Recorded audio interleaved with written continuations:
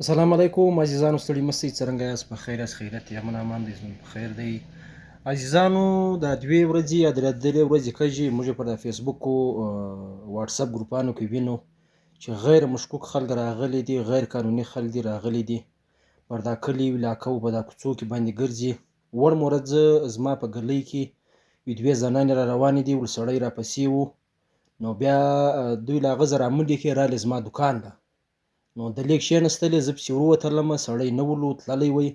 پرون بیا دغسې واقعه سوې ده، یو نجلۍ وله راله دلې ول بایي دا ته یو سړی و په ما پسې ولی. نو ته ورسه وګوره دا سړی څه سولو. زه پسې وروتلمه، خو سړی ما پر عین موقع باندې پیدا نه کړی. نو زما ستې له ټولو زه دا خواستې، خاص کر د سالیزۍ والا، سایکزۍ سوله، دادګزۍ سوله، صالح آباد سولو، منګل آباد سولې، چې وروره هر څوک میلدلی خویندې موږ ته یې وینو. پرون هم یو واقعه سوې ده چې وښنی غوا کولی، هغه در نه دی بیولی.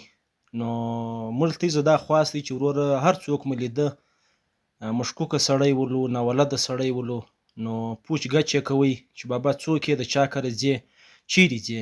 پرون چې هم دغه سړی ولو، دا د زنانو له خولې زه وړ مورځ هم ولو، پرون هم و، ول پټو یې تر سر تړلی ولی، مخ یې پټ ولی. دا یوې زنانې خو پرون ماته ولي چې ما ته اشارې هم وکړلې. نو ما له تاسې دا خواست دی چې وروره دا ته را خلک یې انتظامیه خو هیڅ نه کوي، راسئ موږ ته په خپله باندې دا مشکوکه خلک دي راغلي دي، دا موږ ته باید چې راسئ له دا خپل کلي علاقې و، له دا خپلې خانوزۍ ځای یې بند کړو. د عمران هم ویډیو ورکړې وله، دا ښځې ولې راغلي دي. اول یې زه یم، زما په خپله دا ته را ښځې سړي زه ورته درم، زه یې له خپل کلي پسې اخلم. نو که ته هم چیرې لیدله، ته یې هم پسې اخلي. دا ته را خلک راغلي دي. نو خدا نخواسته سهار یوه و بله سوږي، بیا افسوس کوو. تر هغه بهتره دا ده چې راسې نن یې د دغه روکتام وکړو، د دې مخنیوی وکړو. وسلام.